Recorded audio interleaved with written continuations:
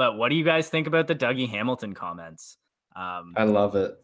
Saying like lost to a team 18 mil over the cap, and he's like, I don't have a problem with it. It's like rules, but like their team 18 mil over the cap. What are we fucking supposed to do?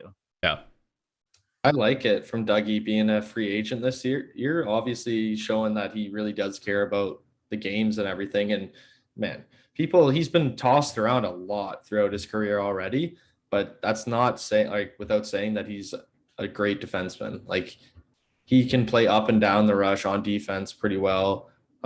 He's going to get paid a lot of money this summer, I'm sure, whether that be in Carolina or somewhere else. But I like it, man. Like it is kind of the thing where the NHL always fights the CBA. They always make a new central bargaining agreement, and then they find a new way to have another lockout or another CBA where there's a big different like discrepancy in what the NHLPA wants and the actual NHL, and then we end up having these shit lockouts for half the year. So I think you should harp on it because it seems like there's always something for these high paying cap teams to just kind of work their way around the cap and everything. So yeah, I mean, and it's true, right? It's like it's not really like he's not making excuses for the team. It's just kind of like, yeah, what are you? That's like an extra 20% basically. Yeah, it's like, what are you supposed to do? Yeah. So Kucherov, big game maker. Yeah, he's only leading the playoffs in points right now. So yeah, not only like he's just one of the biggest game changers. Like it wasn't even 2 seasons ago that he won the Hart. Like yeah, if he played this season, he might have won the Hart. We have no idea. You know, even being in the division that he was, I feel like he still would have been close to McDavid, if not, just because that.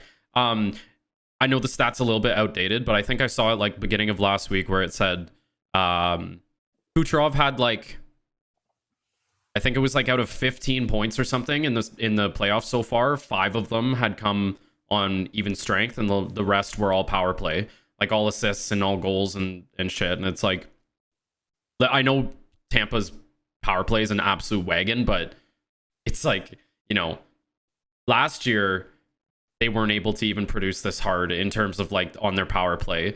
It was like mostly Braden Point driving every single offensive like rush and everything like that. And like now it's just Stamkos to Point to Kucherov to Point to Stamkos to Hedman. Oh, they scored. Oh my God, again. Like fucking 3 times in a game.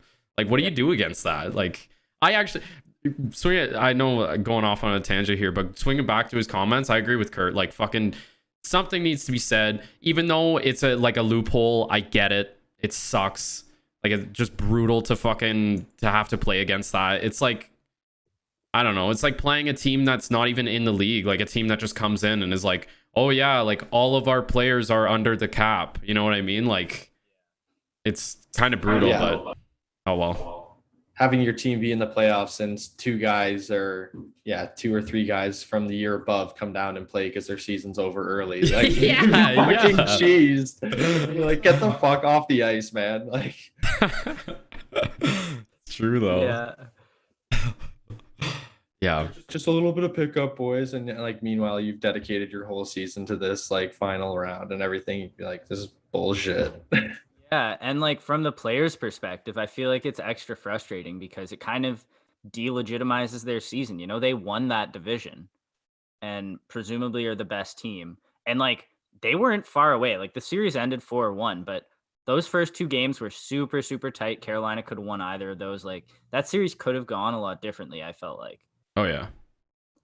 So it's like you look at it and it's like, well, maybe if they were at the cap, we would have beat them. And I think that's a legitimate argument, right? So then it's like, well, maybe I should go, get a little rest and give my team a little boost here and sign a couple extra players. So it's a tough one. And I mean, obviously any team in the league could do that if they wanted and had a player that was injured. I guess Chicago did a similar thing in 2014, 2015 with Patty Kane, which was their 3rd cup in, I think, 5 years at that point.